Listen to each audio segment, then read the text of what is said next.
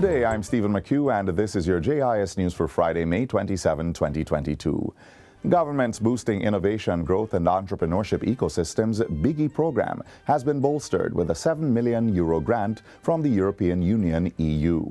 This will provide support for female-led businesses, assist MSMEs from the economic fallout caused by COVID-19, and support climate change mitigation and adaptation projects.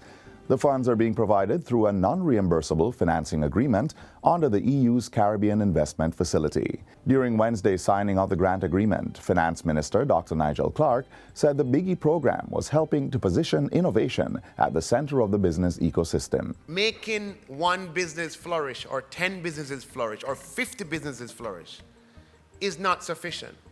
What we have to do is to reform an entire ecosystem and address an ecosystem in its entirety.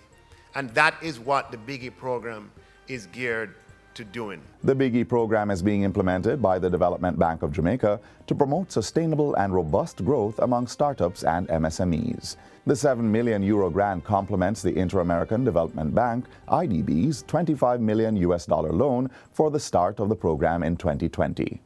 The Rural Agricultural Development Authority, RADA, has received 5 vehicles to improve its operations and support to farmers in the Breadbasket Parish of St. Elizabeth. The vehicles include 4 pickups that will help improve the delivery of extension services to farmers. The 5th vehicle is a refrigerated truck that will be stationed at the RADA head office and used for preserving produce to reduce post-harvest losses incurred by farmers. They were procured by the Ministry of Agriculture and Fisheries at a total cost of $43.7 million.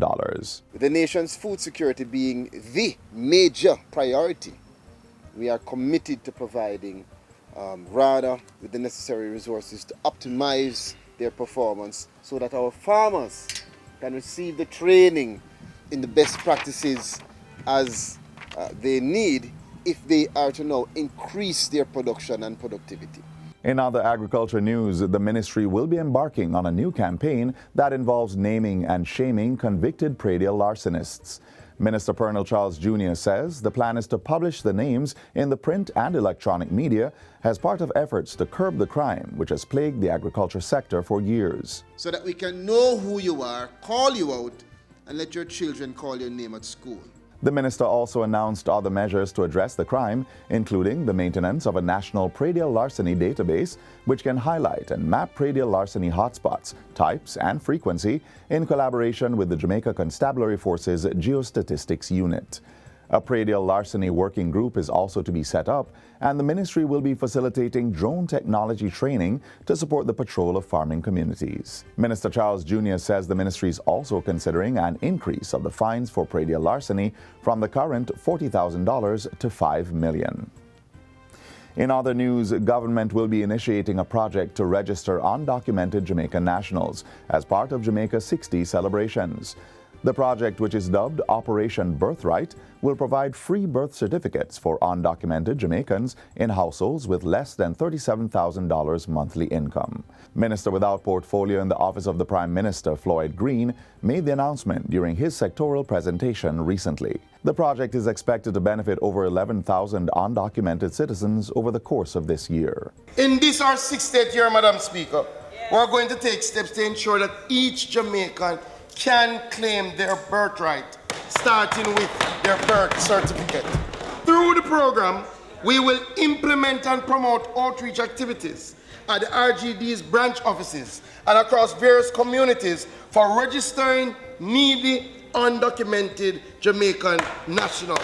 Minister Green says the Operation Birthright registration form will be available at the RGD's branch offices and website, as well as the NIDS Facts website by July. The project is being spearheaded by the National Identification System NIDS project and the RGD and will verify if the applicants were born in Jamaica. The Office of the Political Ombudsman has published a new civic education handbook to mark the office's 20th year of existence and Jamaica's 60th anniversary of independence. Political Ombudsman Donna Parchment Brown says the book, titled Jamaica Strong and Free, captures both the aspiration and inspiration for more civic knowledge, stronger civic dispositions, and a renewed commitment to respect unity and democracy. Mrs. Parchment Brown says the new publication is a worthy successor to the 190-page Civics for Young Jamaicans written by Leonard Cecil Ruddock in 1967. We believe that this book honors that one and adds for the benefit of today's children. The handbook was unveiled at a recent JIS think tank, after which a copy was presented to the agency's Director of Research, Print and Production, Celia Lindsay. Jamaica Strong and Free is available free of cost on the Office of the Political Ombudsman website, opo.gov.jm. The QR code can also be scanned to access a copy. And finally, Jamaica's candidacy for Commonwealth Secretary General is receiving increasing support. Belize is the latest country to endorse Foreign Affairs Minister Senator Kamina Johnson-Smith's nomination to lead the body. It's the second CARICOM member to back Jamaica following Trinidad and Tobago's endorsement. In announcing his support, Prime Minister of Belize, John Bricino, says Minister Johnson-Smith has a vision for the Commonwealth that he believes it needs. He also points to the Foreign Affairs Minister's wealth of experience, which includes chairing numerous regional and international committees. Prime Minister Andrew Holness has welcomed Belize's support for Minister Johnson-Smith, saying it confirms that she's been a strong, consistent, and effective voice in CARICOM, which will be brought to the Commonwealth post. To learn more about Minister Johnson-Smith's campaign and candidature, persons can visit her website, CaminaJohnsonSmith.com. And that's it for JIS News Today. I'm Stephen McHugh. Thanks for watching.